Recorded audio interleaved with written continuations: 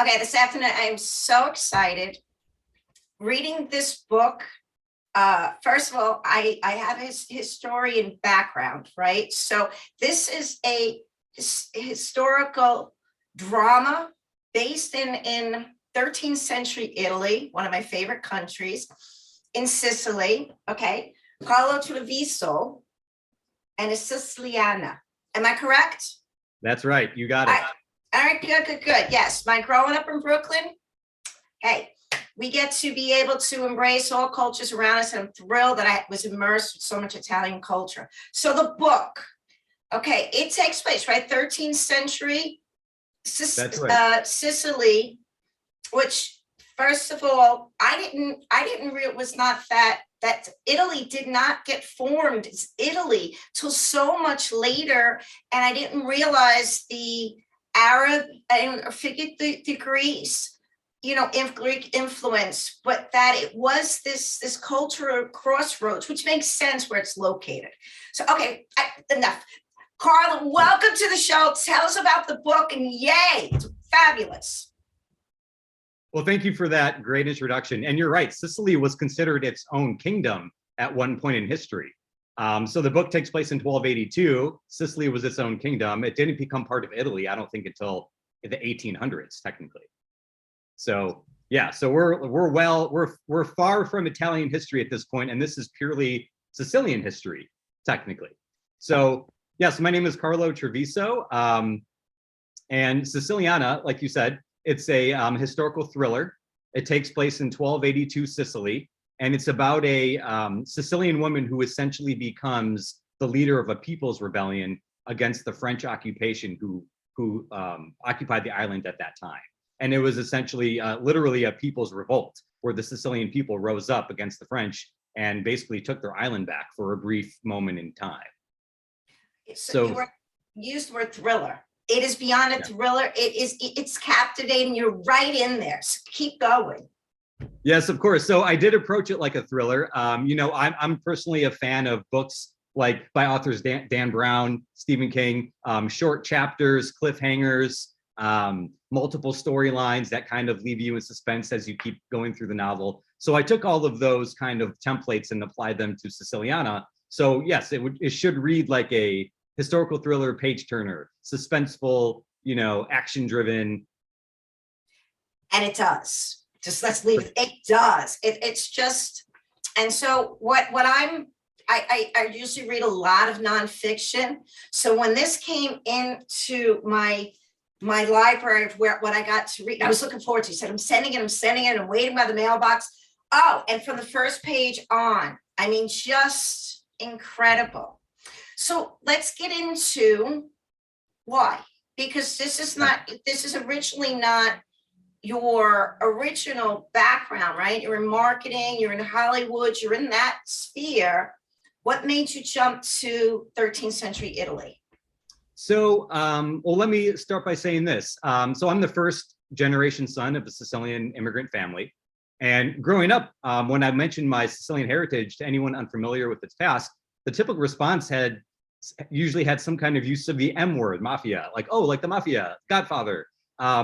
And if you think of Sicily in film and literature, the first thing that comes to mind might be that aging Don stroking a white cat or a low-level mobster running a casino. And I just felt that my Sicilian heritage deserved better. And being a lifelong fan of fiction and cinema, I wanted to essentially transform the narrative altogether. And that kind of became my night's quest. So basically, I decided to harken back to a time when Sicily was its own kingdom. And I like to say, a time when it was full of forgotten fortresses, fallen kings, and forbidden knights. And you even get back to like a really exciting place in history with the Teutonic Knights and them standing for what they stood in. There's been glimpses of that. It was such an exciting, and also continually, there was always war going on at this time, right? Well, we could say at any time at this point. So where did you find Siciliana? Where did you say, there's my heroine, there she is? How did that come to into your forefront? Great question. So I'll start by saying, okay, so back in 2014, I took my first trip to Sicily. I was celebrating a birthday. I decided I've never been to Sicily. I'm going to go do this. So I joined a tour group in 2014. And on this tour, the tour guide casually mentioned this story about this 13th century rebellion that took place on the island. And, legend has it that it was started by a woman who, on Vespers night. So Vespers is the Easter celebration of the Easter Vigil, the Easter Eve, basically. So basically the story goes on Vespers night, the Sicilian people came together to celebrate, and the French soldiers kind of came to crash the party. And a French soldier allegedly started, molesting one of the women there, and she took out a blade and stabbed him and said, "Death to the Angevins." And that sparked this people's rebellion across the entire island. So that's legend. There's multiple accounts of how this event really took place, but I decided to kind of hone into that because I personally appreciate the strong female heroine. I grew up with sisters. I had very strong female influence in my life. So I wanted to kind of pay homage to that. So I decided to make the lead character a woman, according to the legend also. I gave her the name Aetna, which is named after the volcano on Sicily. So, this fiery spirit per se.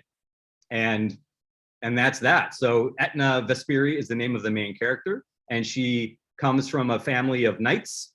And she eventually is destined to lead the rebellion against the French occupation. So we'll get it to Aetna, right? Yeah. And I'm not going to give it away because, so it's folklore. And there you were on this tour and it just struck you and stayed with you. Absolutely. So, I'm a fan of film, and I always appreciate movies and novels that kind of are based on actual events.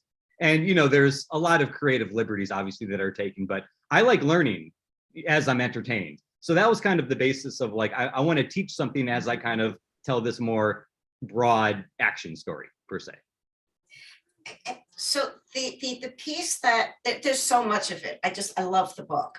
And it was I look forward to reading, but then I was like, oh, good, I get to read, and this is what I'm in the book I went again. So I've just been so enjoying the book. So the piece I love the commingling of the village, of how food and breaking bread, and that, well, of course you're going to sit at that, take my table, all of these rituals and just social pieces of being Italian. It comes through even back in that's where it came from. Again, everyone had a pot of sauce on, let's be real. And I love how you wove that in there. So the heart of the book, and this is going to be kind of a pun, is around this term called Cosca. And the Cosca is an artichoke, so hence the heart. So an artichoke, as you know, has kind of layered blades over the top of it, per se. And the word Cosca means artichoke, and that essentially is a metaphor for the Sicilian family unit. Because back in that day, they had these things called stiletto blades, which were, short swords, basically. And with the blade of the stiletto is how you protected your family. So when all the Sicilians came together with their blades, that created the kind of Cosca or artichoke of the family. So that's at the heart of the book. And it's the book does it, on top of this revolution story, you kind of get this, I guess you want to say, contemplation of what it means to be Cosca family. I got family by just reading it. I knew you were referencing the family. I could feel that. But the whole stilettos and the artichoke and that piece, I love that you just brought that forth because I did not get that. So now I see it. I see it so all right. So that Medusa, that's to your right. Tell us the significance of the Medusa and the three legs. Of course. So that's probably one of the most striking visuals on the cover, right? You see that cover and you see this striking image of Medusa with the legs and the artichokes and all that stuff. And so actually that's a interpretation of the current Sicilian flag. So if you went on Google and you Googled the Sicilian flag, you would see the Medusa with the legs and the Cosca buds around it. And I wanted to pay homage to that because as part of the story, Aetna, our character, main character, actually develops the Sicilian flag. It kind of becomes an origin story for how the flag was created. So I used that visual on the cover to kind of pay homage to that. And I did it in this kind of way of, modernizing it, making it look more photorealistic. So, yeah. So go into the three legs, what that means, what's the phrase beyond the side. I'm going to allow you to say it and why that got woven into this, particularly the three legs. Of course. So the symbol depicted on the cover is from the Sicilian flag, and it's called the Gorgonian Trinacria. That's the name of it. And I did a lot of research into where this symbol originated, and there's not a lot of information on it. They say it originated in ancient Greece, but then that's kind of as far as it goes. Like, well, who invented it? Where did it come from? So there was a lot of room for creative interpretation of what this symbol actually means. So let's break it down. Medusa in ancient Greece became a symbol of protection because, according to the legend, she was accosted in Athena's temple, and as a way to protect her, Athena turned her into this monster that turned men into stone. That was actually a way to protect Medusa. So Medusa became a symbol of protection to the ancient Greeks, basically. The legs around her, again, not a lot of information, but there are some areas that say it basically means no matter where a Sicilian is thrown, they'll always land standing. Hence the legs. Like no matter where you're thrown, you're always going to land on your feet. And then the artichokes around the legs obviously are in reference to Koska family.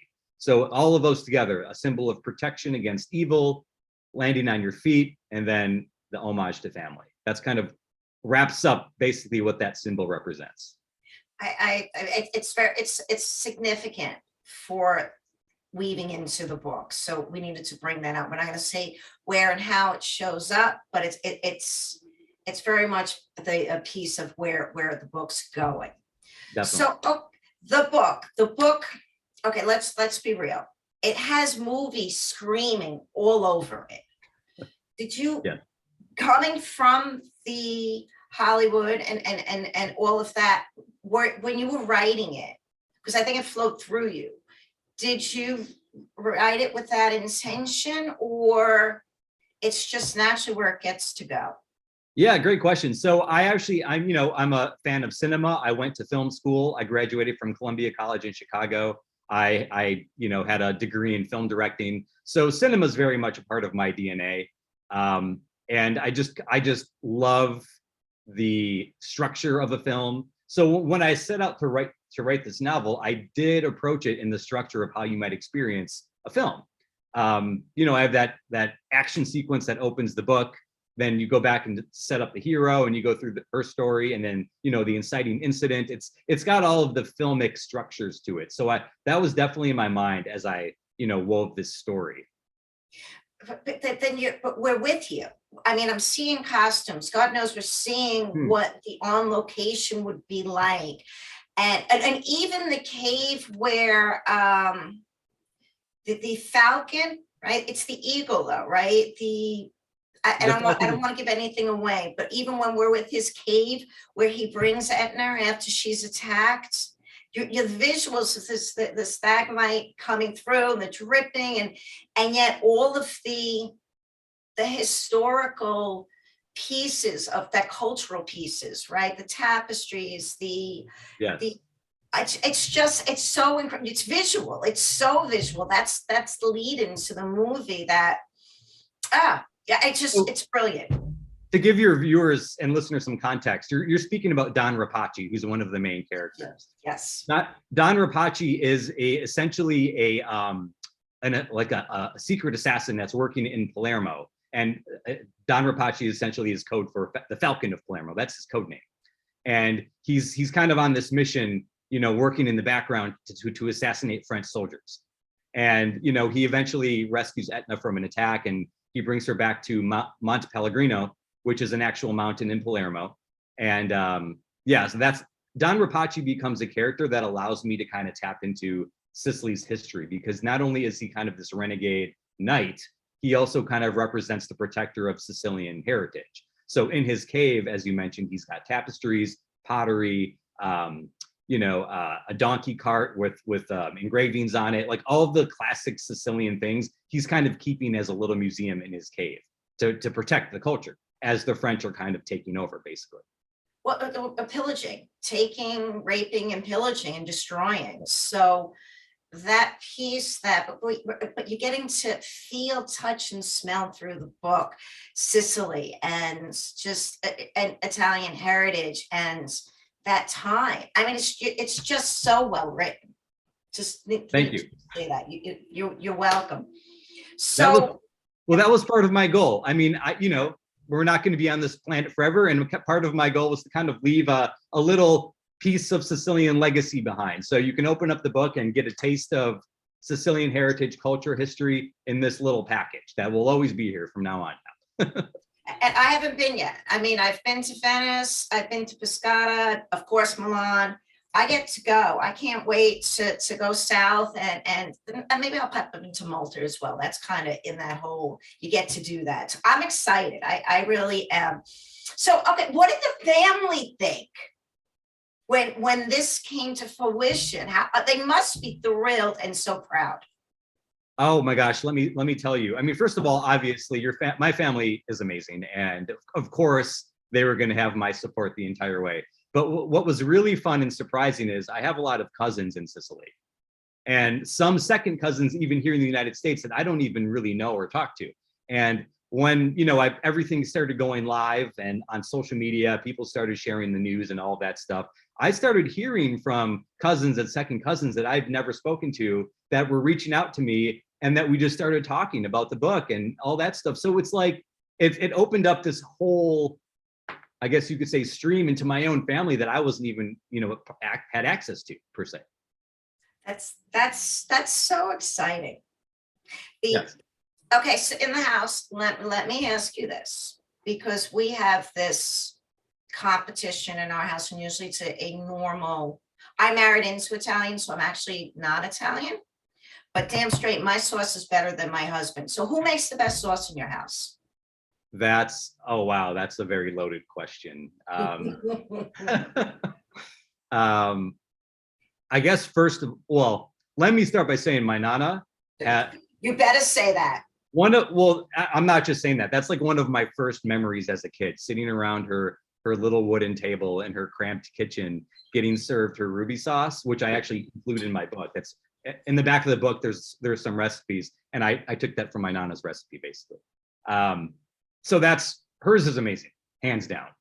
And then, between my mom and dad, that's like choosing your favorite kid, right? Because my dad's a fantastic cook and my mom is a fantastic cook. Both have Italian, both come from Italian heritage. And it's just like, I don't know whose is better, but I'm gonna say my mom and dad would be second. Okay, I'm gonna let you be safe. Sure. So with this going forward, so the book, the feedback, what that looks, what's next? Because you got to keep writing. So what's happened since the book has been released? Absolutely. Well, it's still fairly new. So actually, as of today, it's about 4 weeks since the book first came out. So I've got a long way to go yet. I'm currently working on a book signing in Chicago, so that's coming up. And then Milwaukee, my hometown, I'm trying to do as well. And then just hitting the Festa Italiana circuit. So, many cities do Festa Italiana, their own versions of their Festa Italiana.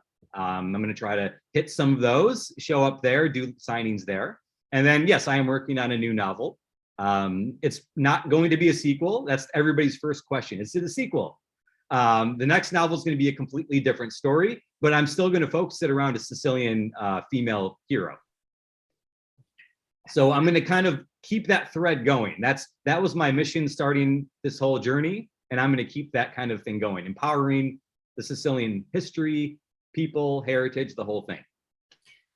Just one question: what time frame? The new It's going to be, well, not to tip my hat too much. It's going to be in the 1700s. So okay. I'll give you this hint: 1776, important date in American history, but I'm going to put a Sicilian heroine in the center of that. And it's also a connection to the French, which now we're still coming back to that, right? Interesting. I can't wait to. So it's new. And I've been looking forward to, we've been speaking for a little bit about having you on and getting your book and just so overly impressed, and that's not the right word. I love the book. Right? So people to find you, tell them what you do, when you're not writing, and is it getting more of an to anticipate reaching out to some people and saying, here, read it, because of course then they'll see that it gets to be produced into a movie. Is that Sure. coming out? Well, okay, so first of all, my website's thesiciliana.com or carlotreviso.com. Both go to the same place. And that's, kind of like the novel's official website. And it has links to all the various places you can buy the book: Amazon, Barnes and Noble. You can basically buy the book anywhere books are sold online. Bookstores, not quite yet. So actually the bookseller in Chicago will be carrying the book, small bookstore in Lincoln Square. So they've agreed to pick up the book. So you can get it there if you happen to be in Chicago. But otherwise online for sure. And that's, if you ever want to reach out to me, my contact information is on my website as well. I'm also on all the Facebook channel, the social media channels: Facebook, Instagram, Twitter, LinkedIn. At Treviso Author is my handle. You can find me on any of those sites as well. Okay. Well, we'll have in post-production, all the links will be there. They'll be at the end as well. We got you hooked up there.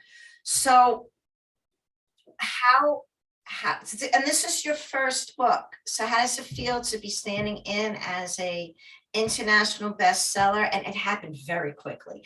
And how has your life changed? Well, again, it's very new, so I haven't seen the direct impact just yet. But I will say, the book from soup to nuts took me 7 years, from the first outline to getting the thing published. Seven full years. So I was very, upon release, it was a bittersweet experience. I was surprised because, you live with this story for 7 years. It's kind of your little secret. And now releasing it to the world, it's no longer mine. So I guess I'm not a mom, but I guess it could be like, sending your kid to college. It had this kind of like, I was proud of the product, but it was also sad to kind of let it go. So, it was a very bittersweet experience. Okay, because it comes, I mean, the how it's written and it's just so, it's such a great book that I could see that being that it was as if it was birthed as a child. That's how incredible the book is. So, okay, we get to have you back for the updates, right? And if when it gets to be the scene, can I come on set? Of course. I mean, we can get you a role like as an extra or something, passing by camera. Do I get to wear really good boots from Milan? I'm in, I'm there. Well, wherever the outfits. I love that too. All of the clothing, the fleur de lis, the knights, the Teutonic knights and the Red Cross, and these pieces that we've seen in others, and then actually in Sicily, where they actually wanted working for the Vatican, right? At some point. So yeah, you're referencing the Teutonic Knights, right? So actually, the Teutonic Knights are different than the Knights Templar, which is, I think, what you're also. Yeah. Okay. I thought they were the same. Good. Clarify. So the Knights Templar are the famous knights from the Crusades. They have the Red Cross.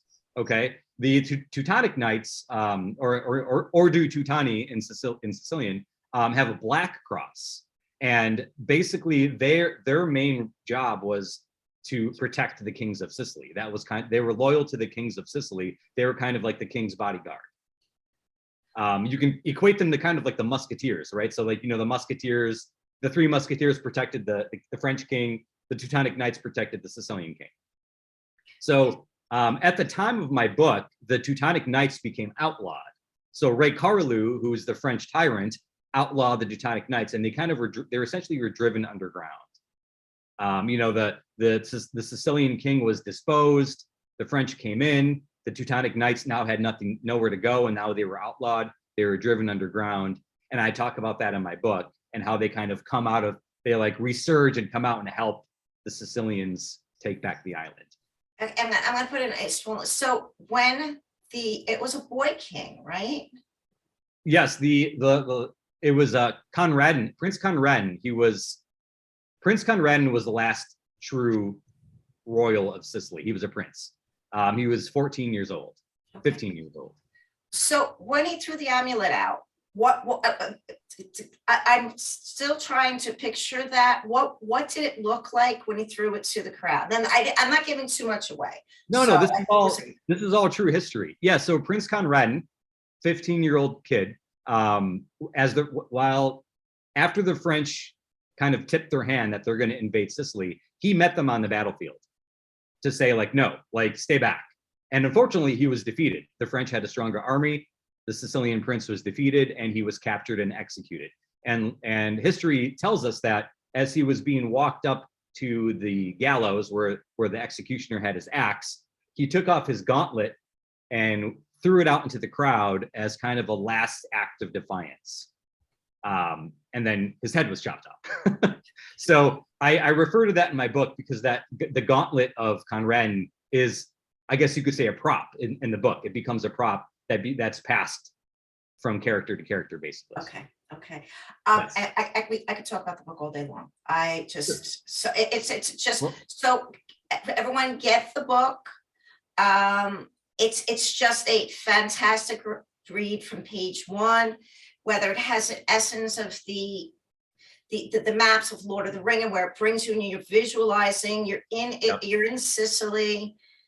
It's Nice. just an incredible thriller. Can I say one more thing?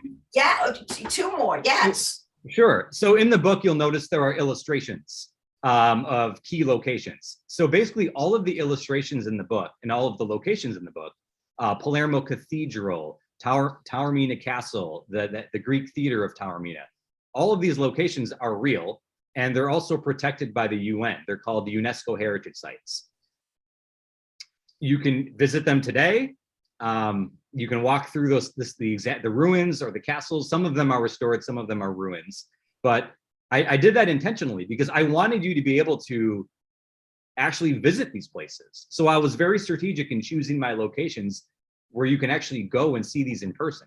And a clue to which ones are kind of still around are the ones I illustrated. So every location that has an illustration, you can go see today.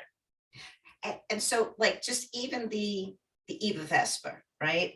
Yes. And the map of Palermo, right? And as it unfolds, and I'm not going to get into more of that, I kept flipping back to the map to see, knowing strategically how it kept rising out, and that was fantastic. I love that piece too, that reference piece. All right, so I'm looking forward to your journey and where the book gets to go. I can't wait to see the movie. I'm putting it out there in the universe, intention, and everything else. I would love to see it. And the next book. But thank you. I love the book. I love right from the beginning. Come on. Thank you so much. Is that not a fabulous cover? Okay, so everyone again, Carlo Treviso. I get to say it in my Brooklyn Italian. Siciliana. And just go get the book. It's going to be great for a summer read and just fantastic. And it's based in historical facts, which is fantastic. Love. Strong female protagonist. Yep. Yeah, and it has a strong woman in the middle. What's not to love? All right, everybody. All the content will be here. Go check out Carlo's website. Go get the book. You'll be, before everybody else. And I just want to say thank you. I love it. Thank you. Any last words? Any last words? No. Yes. As you said, it's going to make for a great summer read. It's a page turner. Hopefully, if you stick to it, you can probably get through it in a couple days. It's a thick book, but it reads quick. So it reads really quick. I hope if you do read it, you enjoy a little piece of Sicilian history. You get a little taste of Sicilian culture, and you walk away with a different image in your head other than what you usually see, like a mafia don or a casino mobster, and you get something a little bit more special than that. You get kings and knights and valor and family, Costa. And family. Thank you for coming on. Thank you.